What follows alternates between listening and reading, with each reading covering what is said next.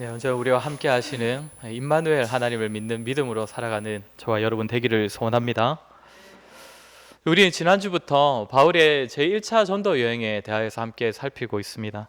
지난주 본문은 바울이 전도 여행을 간 그 첫 번째 장소 구브로 섬의 바보 지역에서 있었던 사건을 다루었습니다. 거기서 바울과 바나바는 자신들을 대적하는 마술사 엘루마를 만났고 성령 충만함으로 그를 대적하여 이겼으며 그곳을 다스리는 총독 서기어 바울에게 하나님의 말씀을 전했습니다. 이 사건을 통하여 우리는 하나님께서 한 영혼을 얼마나 사랑하시는지를 살피고 우리도 그 마음으로 다른 영혼들을 바라볼 수 있어야 한다라는 내용을 우리가 함께 나누었습니다. 오늘 다룰 내용은 바보 그 다음 지역에서 전한 바울의 설교입니다. 예전에 살폈던 베드로나 스데반의 설교와 마찬가지로 바울 역시 자신의 설교를 통하여서 복음을 전합니다. 바울의 설교가 곧 복음이었다는 것입니다. 오늘날 우리가 주로 듣게 되는 설교와는 조금 차이가 있습니다. 사도행전에 기록된 설교를 듣는 대상은 주로 유대인들을 비롯한 불신자들이었기 때문에 설교를 하는 사람들은 자신의 설교를 통해서 예수 그리스도라는 이 좋은 소식, 이 복음을 전하는 것이 마땅한 의무였습니다. 복음이 설교의 중심이 되어야 했다는 것입니다. 그에 반해 오늘날의 설교는 이미 성도된 자들이 주 대상이기 때문에 조금은 차이가 있습니다. 저는 이번 설교를 준비하면서 예전에 베드로나 이 스데반의 설교 때 다뤘던 내용과 좀 비슷하지 않을까 싶어서 조금 고민을 했습니다.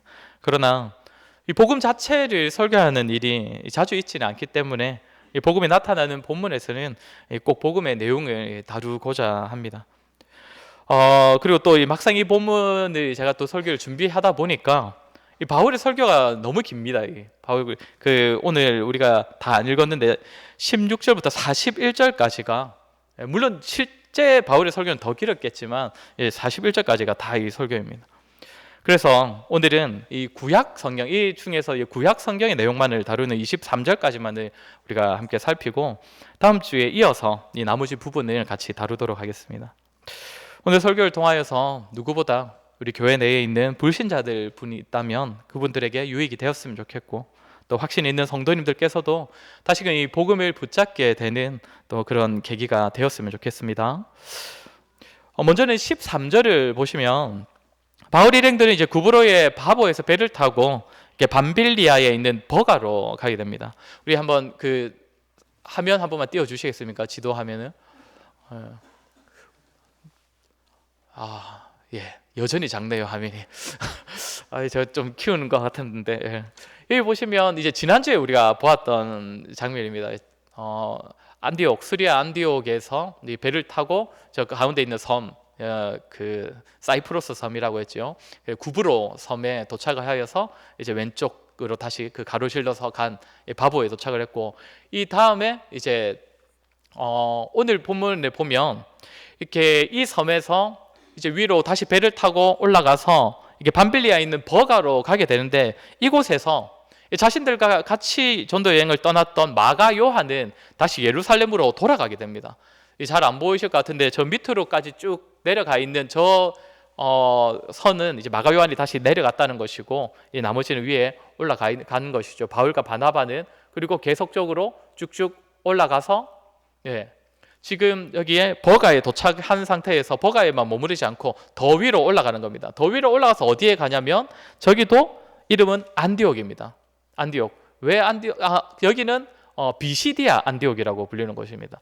바울과 바나바를 파송한 곳은 이제 우리가 흔히 수리아 안디옥이라고 하는 그 지역의 교회이고 지금 이제 전도하러 간 우리가 오늘 다루는 이 바울의 설교가 있었던 장소는 이제 비시디아 안디옥입니다. 근데 이제 여기서 이제 마가 요한이 아까 이제 중간에 돌아갔다고 했는데 마가 요한이 왜 중간에 전도 여행을 멈추고 돌아갔는지에 대하여서는 정확하게 그 이유를 알 수는 없습니다. 다양한 의견이 있는데 먼저는 마가 요한이 계속적으로 유대인이 아니라 그러니까 이방인들에게만 주로 이제 복음을 전하려고 하는 그런 모습이 마음에 들지 않아서 떠났다라고 보는 사람들도 있고 또 여기 지도를 보시면 잘 안 보이지만 지도를 보시면 여기 올라가는 지역이 보면 어떤 지역으로 되어 있습니까? 저 해변가에서 올라가는 지역이 산지로 다 되어 있지요. 그러니까 굉장히 저 길이 험했다는 겁니다. 그래서 마가 요한이 너무 힘들어서 도저히 가지 못했을 수도 있다, 이렇게 보는 사람도 있고, 또 그런 사람도 있습니다. 지금 제가 처음에 말씀을 드렸는지 모르겠는데 사실 이 마가 요한은 바나바의 조카입니다. 그러니까 바나바가 자기의 삼촌이죠. 그런데 우리가 읽으면서 느꼈던 것은 무엇입니까? 원래는 바나바가 좀 더 중심이 되었던 사역이 점점 바울이 중심이 되어가고 있지 않습니까? 이런 점을 조카인 마가 요한이 견디지 못했을 것이다 라고 보는 사람들도 있습니다. 어찌되었건 이 마가 요한이 언제 다시 한번 언급이 되냐면 바울과 바나바가 제2차 전도 여행을 떠날 때 다시 한번 언급이 됩니다. 그때 무엇 때문에 언급이 되냐면 바나바는 마가 요한을 다시 데리고 가자, 2차 전도 여행 때 데리고 가자라고 하고, 바울은 아니다, 첫 번째 전도 여행 때 끝까지 우리와 함께하지 않은 자를 우리가 데리고 갈 수 없다라고 해서 바울이 반대를 합니다. 그래서 그 의견 차이를 끝내 좁히지 못하고 바울과 바나바는 이제 헤어지게 되죠. 각자 전도 여행을 떠나게 됩니다. 바울에게 있어서 바나바가 어떤 존재입니까? 예루살렘에서 바울이 적응할 때에 굉장히 큰 도움을 준 사람입니다. 아주 각별한 사람입니다. 그럼에도 바나바가 끝까지 그 설득함에도 바울이 절대 고집을 꺾지 않았다는 것은 이 1차 전도 여행 때 마가 요한이 중간에 돌아갔던 이 사건이 굉장히 바울에게는 큰 충격과 상처를 주었다는 것입니다. 그렇기 때문에 절대 바나바의 설득에도 양보를 하지 않았다는 것이죠. 여기서 우리가 잠깐 생각해 볼 것은 우리도 언제든지 이런 일을 만날 수 있다는 것입니다. 주의 일을 위하여 살아가고 또 믿음대로 살아간다 하더라도 그 길에서 나를 힘들게 하고 나에게 상처를 주는 사람을 만날 수도 있다는 것입니다. 그것도 한 몸 된 성도들에게서요. 때로는 우리가 마가 요한과 같은 자가 될 수 있다는 사실도 우리가 기억해야 합니다. 함께 동역하는 자들을 힘들게 하고 상처를 주어서 다시 한번 동역하게 될 때 굉장히 부담을 느끼게 할 만한 그런 말과 행동을 우리가 할 수 있음을 기억하고 우리는 늘 조심해야 합니다. 또한 우리가 바울의 입장이 될 수도 있다는 점을 우리가 기억해야 합니다. 다른 사람에게 상처를 받고 그로 인하여 힘들어지는 경우가 언제든지 발생할 수 있다는 것입니다. 그래서 그런 상황이 왔을 때에 그 사람 때문에 너무 상처받고 힘들어하지 않도록 우리는 마음의 준비가 늘 되어 있어야 합니다. 이렇게 마가 요한을 떠나보낸 바울과 바나바는 비시디아 안디옥에 이르러서, 이제 화면 꺼주셔도 됩니다. 이르러서 14절을 보시면 안식일에 회당에 들어가 앉았다라고 합니다. 지난주 본문에서도 구브로 섬에 처음 도착했을 때 이르렀던 그 살라미라는 지역에서도 바울은 유대인들의 여러 회당을 다니면서 말씀을 전했는데 이번에도 유대인들의 회당을 먼저 찾은 것입니다. 앞으로도 보게 되겠지만 바울은 어느 지역을 가든 항상 의도적으로 유대인들의 회당에서 유대인들에게 복음을 먼저 전했습니다. 이들에게 기본적으로 하나님을 아는 지식이 있고 또 하나님을 유일신으로 믿는 그 신앙이 있기 때문에 복음을 이해시키기가 좀 상대적으로 쉬웠기 때문일 것으로 봅니다. 15절을 보면 회당장들이 바울과 바나바에게 혹시 백성들에게 권면할 말이 있으면 하라면서 기회를 주니까 이 바울은 이제 16절에서부터 41절에 이르기까지 아주 긴 이야기로 복음을 전하기 시작합니다. 먼저 바울은 16절에서 청중을 두 부류의 사람들로 부릅니다. 하나는 이스라엘 사람들이고 다른 하나는 하나님을 경외하는 사람들입니다. 여기서 하나님을 경외하는 사람들이라는 이 표현, 제가 고넬료에 대한 설교를 할 때도 한번 말씀을 드렸는데 이방인들 중에서 유대교를 받아들인 사람을 지칭하는 표현입니다. 유대교의 신앙을 따르긴 하지만 유대인들의 그 관습까지는 따르지 않고 있는 이방인 중에서 유대교에 그렇게 입교한 그 사람들을 의미합니다. 아무튼 지금 이 유대인들, 그러니까 유대교인들을 대상으로 지금 복음을 전하는 겁니다. 17절부터 본격적인 설교가 이제 시작되는데 17절에서 어떤 말로 이 복음을 시작합니까? 이 이스라엘 백성의 하나님이라는 말로 바울은 시작을 합니다. 하나님을 주어로 하여서 하나님께서 하신 일이 무엇인가를 지금 전하려는 것입니다. 이것이 복음이 있는 기독교와 복음이 없는 세상의 모든 종교와의 가장 큰 차이점입니다. 기독교는 절대로 하나님께서 하신 일보다 다른 것을 더 중요하다고 말하지 않습니다. 세상의 종교는 무엇을 중요하다고 말합니까? 사람이 무엇을 하느냐입니다. 사람이 해야 할 일을 했느냐, 그것이 세상 종교의 핵심이고 그것을 잘해야 그 종교가 약속한 복을 받을 수 있다라고 말을 합니다. 그러나 기독교는 복음을 말합니다. 하나님께서 무엇을 하셨는가? 물론 사람들에게 요구하는 율법도 이 우리의 가르침에는 있고 또 하나님께서 사람에게 지키길 원하시는 명령도 있지만 그것은 하나님께서 하신 일 앞에서는 정말 아무것도 아닙니다. 사람이 한 일은 하나님께서 하신 일로 다 가려집니다. 그것이 복음입니다. 바울은 처음부터 이 점을 확실하게 밝히려는 것입니다. 좀 전에 말씀드린 것처럼 지금 바울이 복음을 전하는 대상은 유대교인들입니다. 이들은 율법과 제사 또 성전을 중요시하고 사람이 무엇을 어떻게 행했는가를 굉장히 의미 있게 생각하는 사람들이기 때문에 바울은 이들에게 너희가 따르는 그 율법과 제사가 복음이 아니라 하나님께서 하신 일이 복음이라면서 하나님께서 무엇을 하셨는지를 알려주려고 이렇게 복음을 주목시키려는 것입니다. 그러면서 바울은 이제 구약 성경의 내용들을 이렇게 나열하기 시작하는데 베드로나 스데반이 전했던 이 복음 베드로와 스데반이 전했던 설교와 굉장히 패턴이 비슷한 겁니다. 복음에 있어서 구약 성경은 특별히 하나님께서 복음을 주시고 하나님께서 언약을 세우신 사람들이 어떤 존재들인지를 끊임없이 확인시켜 줍니다. 먼저 17절을 보면 17절은 창세기와 출애굽기 내용의 요약으로 보시면 됩니다. 우리 한번 같이 읽어보겠습니다. 17절입니다. 이 이스라엘 백성의 하나님이 우리 조상들을 택하시고 애굽 땅에서 나그네 된 그 백성을 높여 큰 권능으로 인도하여 내사. 아멘. 먼저는 하나님께서 조상들을 택하셨다라고 합니다. 조상들 중에서도 하나님께서 가장 먼저 택하신 자는 누구입니까? 아브라함입니다. 하나님께서 아브라함을 선택하셨다는 사실은 어떤 메시지를 전해줍니까? 하나님께서 아무 자격도 없는 자, 아무 능력도 없는 자를 선택해 주셨다는 그 사실을 말해줍니다. 하나님께서 우상이 가득한 이방 지역에 살던 아브라함을 부르셔서 온 세상의 복의 근원으로 삼아주십니다. 100세 때까지 아들이 없었던 그 아브라함을 여러 민족의 아버지로 세워주십니다. 하나님을 알지도 하나님을 찾지도 않았던 자, 자녀를 잉태하지 못하는 자를 하나님께서 먼저 찾으시고 선택하셔서 하나님 나라 백성으로 세우시고 특별히 그 백성들의 믿음의 조상으로 세워주셨다는 것입니다. 그것이 아브라함 이야기입니다. 이 사실은 저와 여러분에게도 동일하지 않습니까? 우리가 하나님을 알지도 못하고 찾지도 않았을 그때에 하나님께서 우리를 먼저 찾으시고 우리를 먼저 택하여 주셨습니다. 아무 자격도 없는 우리, 하나님의 백성이랍시고 내세울 만한 자격도 조건도 전혀 없는 우리를 상상할 수 없는 복된 길로 우리 하나님께서 초청해 주셨습니다. 그리고 이어지는 출애굽기의 이야기는 무엇을 말합니까? 택함 받은 이스라엘은 하나님의 약속의 때가 이르기까지는 애굽 땅에서 나그네로 살았다고 합니다. 더 구체적으로는 이스라엘이 애굽에서 국가로 성장하면서 애굽의 노예가 되어 400년간 애굽의 노예 생활을 했어야 했다는 겁니다. 때가 이르자 하나님께서는 이 백성들을 애굽으로부터 인도해 주셨습니다. 특별히 권능으로 인도해 주셨습니다. 10가지 재앙과 홍해가 갈라지는 사건과 광야에서 물을 내시고 만나와 메추라기까지. 이처럼 택함 받은 저와 여러분 역시도 우리 하나님께서 끝까지 나그네 된 이 땅에서 권능으로 함께 하시고 우리의 삶을 인도해 주십니다. 때마다 필요한 것들을 허락하시면서 우리의 삶을 이끌어 가실 것입니다.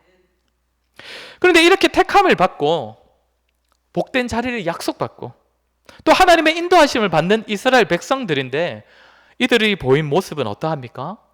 18절을 보면 18절은 민수기 내용입니다. 18절도 우리 같이 한번 읽겠습니다.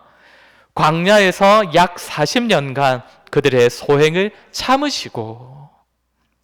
이스라엘은 광야 생활 동안 우리 하나님께서 오래 참으셔야 했을 만한 그런 모습들을 하나님께 보였다는 겁니다.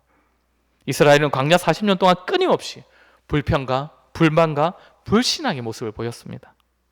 하나님께서 무수히 베푸시는 그 은혜에도 불구하고 그 앞에서 보인 이스라엘 백성들의 모습은 은혜 받은 자로서 감사와 감격과 기쁨이 아니었습니다. 교만했고 완악했고 배교하기를 즐거워했습니다. 안타깝지만 이 역시도 저와 여러분과 비슷하지 않습니까? 우리의 삶 역시도 하나님의 은혜가 깊이 묻어있는 삶인데 그럼에도 불구하고 여전히 하나님의 인도하심을 온전히 신뢰하지 못하고 그 길을 벗어나려고만 하고 감사보다는 불평과 불만이 가득한 모습 아닙니까? 그런 우리이기에 사실 우리 역시도 하나님께서 오래 참으셔야 할 만한 삶을 살고 있는 것입니다.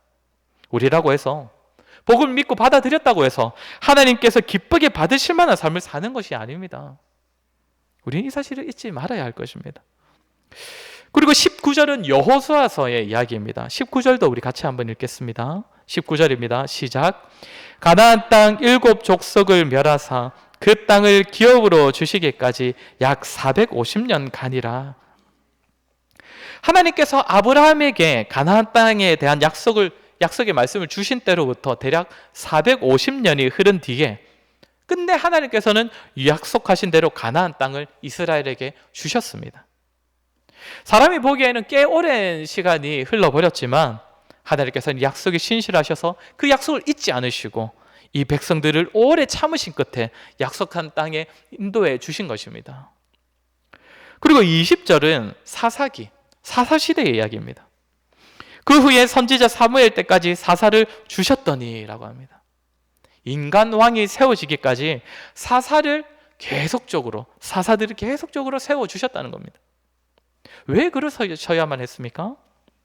사사시대는 이스라엘이 끊임없이 하나님을 배신하고 배교하여 하나님의 징계를 받았던 시기입니다. 그 징계가 너무 괴로워서 그제야 다시 하나님을 찾고 부르짖으며 하나님께서는 사사를 세우셔서 이스라엘을 구원해 주시는 이 패턴이 사사기에는 계속적으로 반복되어 나타나지 않습니까? 하나님의 신실하심에도 불구하고 하나님께서 약속을 성취하셔서 가나안 땅에 들어 보내주셨음에도 불구하고 사사시대에 보인 이스라엘의 모습은 여전히 불신앙이었습니다. 사사기를 읽어보면 하나님께서 세우신 사사들도 점점 더 타락해만 갔습니다. 이제 21절을 보면 그 후에 그들이 왕을 구해서 하나님께서 베냐민 지파의 사울을 왕으로 세워주셨다고 합니다. 사무엘상 이야기입니다. 하나님의 왕 되심을 끝내 거부하는 자들에게 하나님께서 사울 왕을 이스라엘의 초대 왕으로 세워주셨습니다. 그런데 사울 왕은 어떤 자입니까? 사람들이 요구해서 허락해 주신 왕이고 또 사람들이 기대했던 키도 크고 아주 멋진 그런 왕은 맞지만 하나님께서 원하시는 왕은 아니었습니다. 사람들이 원했던 왕 그 모습 그대로 그냥 세워주셨습니다. 하나님께서 일부러 그런 왕을 초대 왕으로 먼저 보내주신 겁니다. 그렇게 사울은 끝내 그의 불신앙으로 인하여서 하나님께서 그를 패하시게 됩니다. 이어서 22절을 보면 드디어 하나님께서 뜻하신 왕이 세워집니다. 22절 우리 한번 같이 읽겠습니다. 22절입니다. 패하시고 다윗을 왕으로 세우시고 증언하여 이르시되 내가 이새의 아들 다윗을 만나니 내 마음에 맞는 사람이라 내 뜻을 다 이루리라 하시더니 아멘. 이 다윗은 하나님의 뜻을 이룰 왕이라고 하십니다. 다윗은 정말 하나님께서 세우신 왕답게 선하고 지혜로운 왕으로서 이스라엘을 잘 다스렸습니다. 그런데 우리가 생각해 볼 것은 다윗 왕이라고 해서 하나님께서 내 뜻을 다 이루리라고 하실 만한 그런 왕이었습니까? 그렇지는 않습니다. 선한 왕이었긴 하지만 완벽한 왕은 아니었습니다. 그러면 이 말씀은 어떤 의미겠습니까? 성경에서 다윗 왕이 차지하는 위치는 그가 왕으로서 가지는 의미는 인간 왕의 모범이 아닙니다. 인간 왕으로서도 참 뛰어났지만 무엇보다 다윗 왕은 장차 오실 예수님을 예표하여 미리 보여주는 왕이었고 또 실제로 예수님께서 그의 후손으로 오셨다는 점에서 성경은 다윗 왕을 굉장히 중요시합니다. 22절에서 내 뜻을 다 이루리라고 하신 말씀도 이것입니다. 그의 후손으로 오시는 예수님으로 인하여 하나님의 뜻이 다 이루어진다, 다 이루어졌다, 이 말씀을 하시는 겁니다. 이 내용이 23절에 그대로 나타나 있습니다. 우리 23절도 같이 한번 읽겠습니다. 시작. 하나님이 약속하신 대로 이 사람의 후손에서 이스라엘을 위하여 구주를 세우셨으니 곧 예수라. 아멘. 물론 구약 성경을 보면 왕정 시대에 이어서 이스라엘이 멸망을 하고 70년의 포로기를 겪은 이후에 다시 돌아오는 이 이야기도 있지만 바울은 그런 것은 다 생략하고 이렇게 구약 시대가 흐른 끝에 예수님께서 다윗의 후손으로 오셨다, 이 말로 구약성경 이야기를 마무리합니다. 하나님께서 택하신 사람들, 하나님의 백성으로 부르신 사람들을 위하여서 끝내 약속하신 메시아 예수 그리스도를 자기 백성의 구주로 보내어 주셨다는 것입니다. 사랑하는 성도 여러분, 이처럼 구약성경 이야기는 복음이 반드시 필요한 모든 사람들, 모든 인생이 어떤 존재인지를 아주 여실히, 아주 노골적으로 보여주는 이야기이며 동시에 저와 여러분의 이야기입니다. 세상에 구원받을 만한 자격을 갖춘 자 누가 있습니까? 아브라함만이 자녀가 없는 자가 아닙니다. 저와 여러분 역시 아무것도 없는 자 아닙니까? 자격 없고 조건을 갖추지 못하기로는 아브라함과 전혀 다르지 않습니다. 우리에게 무슨 선함이 있습니까? 오늘 오후에 우리가 선행에 대해서 다루게 될 것인데, 우리에게서 나오는 것으로는 하나님 앞에서 하나님께서 받으실 만한 그 공로를 절대 세울 수 없습니다. 하나님을 기쁘시게 하고 만족시키기보다는 오래 참아주시고 그 죄들을 다 눈 감아 주셔야 할 만한 그런 말과 행동을 하는 존재가 바로 우리들이고, 하나님의 왕되심과 다스리심을 기적적으로 거부하고 우리 자신을 우리 자신과 이 세상의 온갖 것들로 하나님의 왕 되시는 그 자리에 계속 채워보려고 노력하는 그러한 자들이 우리들 아닙니까? 세상의 종교의 관점으로 보자면 이런 자들은 절대로 종교가 말하는 유익을 얻을 수 없는 자들입니다. 인간의 공로를 말하는 모든 종교에서 가르치기로는 이렇게 자격 없고 이렇게 조건을 갖추지 못하고 이렇게 순종하지 못하고 자기가 믿는 신에게 끊임없이 배신하는 자는 아무것도 받을 자격이 없는 자들입니다. 그러나 구약 성경이 전하는 복음은 무엇입니까? 그런 자들을 위하여 우리 하나님께서 일하셨다는 겁니다. 아무것도 못하는 자들을 위하여 먼저 선택하여 주시고 인도하여 주시고 그 인도를 받으면서도 배신하고 배반하는 자들을 오래 참으시고 끊임없이 하나님의 왕되심을 거절하고 거부하는 자들을 결코 포기하지 않으셔서 그들을 위해 약속하신 참된 왕, 영원한 왕을 반드시 보내주실 것이라는 그 약속을 담고 있는 것이 바로 구약 성경이고 그것이 구약 성경의 복음입니다. 그리고 끝내 약속하신 메시아 예수 그리스도께서 다윗의 후손으로 사람들의 구세주로 이 땅에 오신 것입니다. 사랑하는 성도 여러분, 저와 여러분은 이 복음, 이 좋은 소식을 받은 자들입니까? 이 복음이 정말 좋은 소식이 되어서 날마다 이 복음 앞에 나아오는 자들입니까? 세상의 모든 종교에는 좋은 소식, 복음이 없습니다. 그들에게는 좋은 충고, 좋은 가르침, 좋은 훈계만 있습니다. 자기들의 가르침대로 살라고, 자기들이 정한 그 율법대로 살아내어서 종교가 주는 유익을 다 누리라고 합니다. 그러나 우리 기독교는 그런 것이 아닙니다. 분명 좋은 충고와 좋은 가르침들이 넘쳐나는 곳이지만 그런 것이 결코 좋은 소식보다 앞설 수 없고 좋은 소식을 대체할 수 없습니다. 하나님께서 하신 일, 하나님께서 우리를 위하여 하신 일, 그 소식, 그 복음보다 더 중요하고 더 내세울 만한 것은 단 하나도 없다고 합니다.